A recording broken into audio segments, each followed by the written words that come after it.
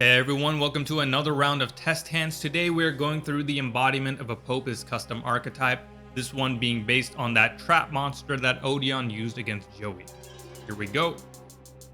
Opening up with two copies of Sword of Apophis, Statue of Anguish Pattern, Spirit of Apophis, and Ash Blossom and Joy Spring. So, if you were going first, what I would recommend, depending on how adventurous you feel, you could overcommit to your field and set all four of these traps if you really wanted to. And you know what? I might actually do that, but actually I probably won't. I would go ahead and set 3 of these cards and hold on to these 2, of course, holding on to that Ash Blossom for some disruption against my opponent. But then on your field, what you have is Statue of Anguish Pattern, which when it is on the field and you summon a monster from your spell or trap zone, this allows you to destroy a card on the field. So more disruption right here. So that's the first thing you would summon. Then you have 2 trap monsters to trigger Statue of Anguish Pattern, who also have their own specific effects.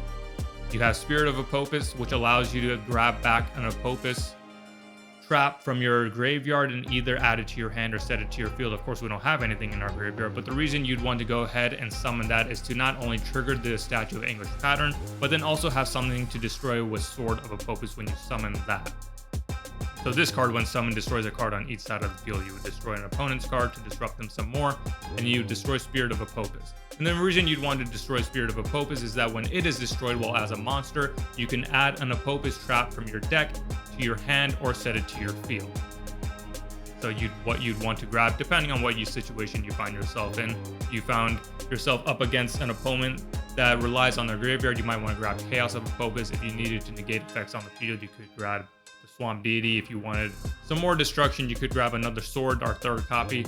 But what you'd likely want to add to your hand is Hand of Apophis, which allows you to negate and destroy an opponent's monster effect by summoning it from your hand while discarding another Apophis or Anubis card from your hand. So with this hand that we opened up with, we had up to 1, 2, 3, 4, 5 pieces of disruption against our opponent right off the bat.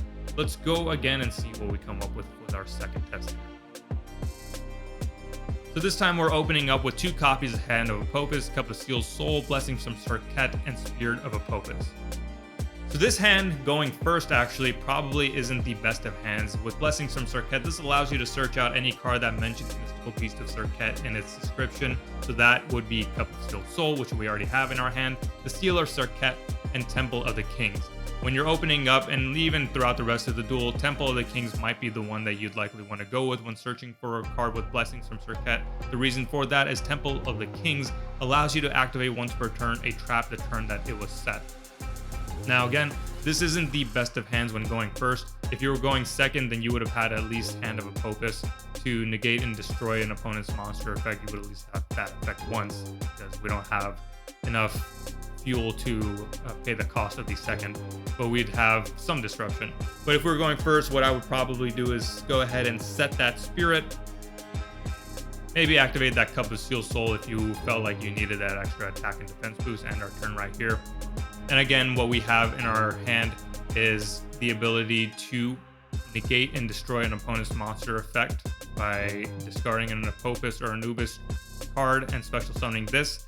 And then we have our Spirit of Apophis that is set on the field. When it is summoned as a monster, you can add back an Apophis trap from your graveyard to your hand or set it. We would add it back to our hand, so we'd have another hand ready to go in case we were able to get it. So as you can see, this deck can sometimes open up slow. That is the nature of running a deck that is reliant on traps. If you build a deck using these custom cards, you'll probably find yourself having 20 plus traps in the deck.